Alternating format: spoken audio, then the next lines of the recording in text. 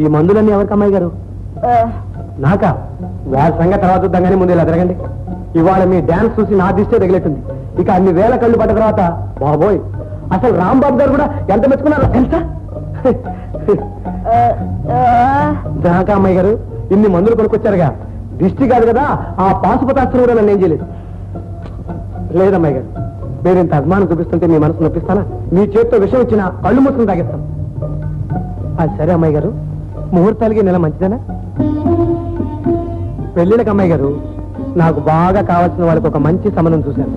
సంబంధం అంటే అట్లాంటి సంబంధం కదా అమ్మాయి గారు, బాగా చదువుకున్నవాడు, సంస్కారం ఉన్నవాడు, ధనవంతుడు, పైగా కళలంటే ఎంతో గౌరవం ఉన్నవాడు. ఇదంతా ఎందుకు, రేపు అతను తీసుకొచ్చి మీకు చూపిస్తాను, మీరు కూడా ఎంతో సంతోషిస్తారు. చాలా పొద్దుపోయింది, ఇక పడుకోండి అమ్మాయి గారు. రేపు మీకు చాలా పనులు ఉంటాయి కూడా.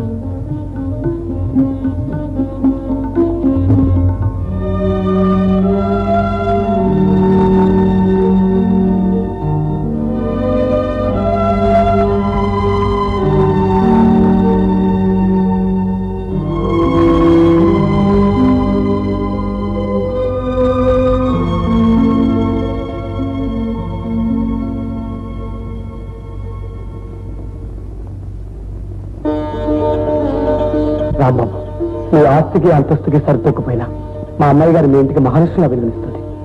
మాట ఒకటి లేదన్న కొరత తప్పితే మీరు ఆలోచించవలసింది ఏమీ లేదు. నా సంగతి కాదయ్యా, అసలు నేను హైమను వచ్చుతానో లేదో అభిప్రాయం కూడా తెలుసుకోవాలి కదా. ఆ సంగతి నాకు వదిలేయండి, ఒక్కరోజు గడవండి. మా అమ్మాయి గారిని ఎలాగైనా నేను ఒప్పిస్తాను, సరేనా?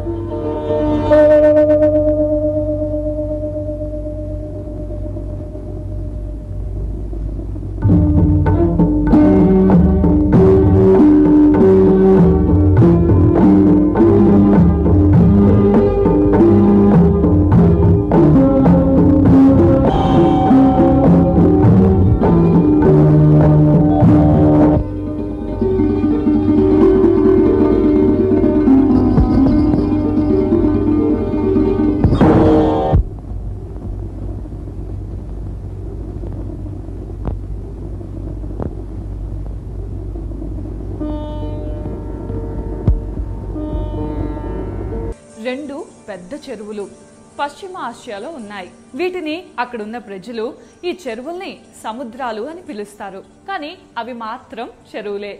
ఈ రెండు చెరువులు కూడా ఒకే నది నుండి వచ్చిన నీళ్లతో ఏర్పడ్డాయి. గోలాన్ హైట్స్ నుండి పుట్టిన జోర్దాన్ నది లెబనాన్లోని చెట్ల మొదళ్ల నుండి రకరకాల ఔషధాల తత్వాలను తీసుకొని స్వచ్ఛంగా ప్రవహిస్తూ ఉత్తర దిక్కున వెళ్లి ఒక సముద్రంగా ఏర్పడుతుంది. అలాగే దక్షిణం వైపుగా వెళ్లి